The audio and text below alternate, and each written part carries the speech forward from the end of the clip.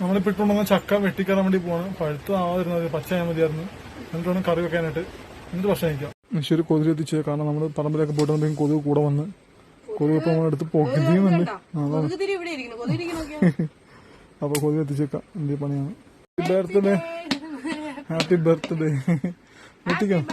പണ്ട് നമ്മള് ഹാപ്പി ബർത്ത്ഡേക്ക് തേങ്ങ ചക്കയാണ് മുറിച്ചത്. കഴിഞ്ഞ വർഷം അല്ലേ, ഈ വർഷമല്ലേ, കഴിഞ്ഞ കൊല്ലമാണ് മുറിച്ചത്. ചക്കയാണ് മുറിച്ചത്.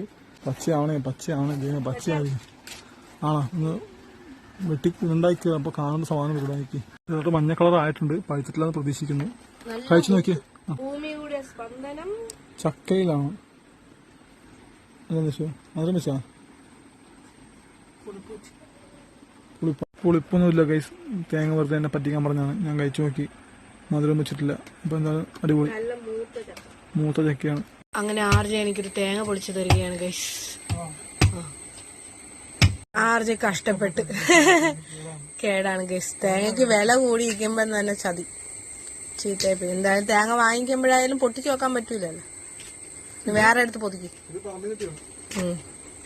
ചക്ക നമ്മൾ ഗ്യാസിലാക്കി പെട്ടെന്നാവാൻ വേണ്ടിയിട്ട് ചോറ് കൂട്ടിച്ചിട്ടുണ്ട്. പിന്നെ മീൻകറിയോടെ ചൂടാക്കി വെച്ചിട്ടുണ്ട്. ചക്കയുടെ ഫുഡ് കഴിക്കാം. ചക്ക ഏകദേശം ഇച്ചിരി വെള്ളം ഉണ്ട്. അത് ഒന്നുകൂടി വിസിലടിക്കും.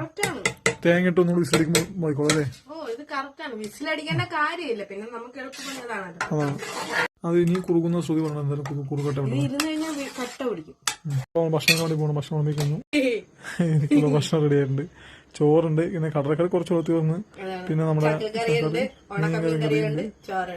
ചോറ് കഴിക്കാം. അങ്ങനെ ആദ്യം ഭക്ഷണം കഴിച്ചു തുടങ്ങി. എങ്ങനെയുണ്ട് ആദ്യം? ശരിക്കും മീൻകറി ഇന്നലെ വെച്ചിട്ട് ഇന്ന് കഴിക്കുമ്പോൾ ടേസ്റ്റ് ഉണ്ട്. നല്ല ടേസ്റ്റ് ഉണ്ട് സത്യം. അതാണ്. അപ്പൊ എന്തായാലും ആദ്യം ഭക്ഷണം കഴിക്കുന്നു. ഇനി ഞാനും കഴിക്കട്ടെ.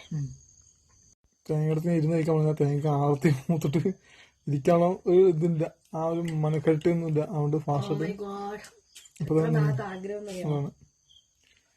പച്ചമീൻ ഇല്ലെങ്കിലും എന്താ ഉണക്കമീനുണ്ട്.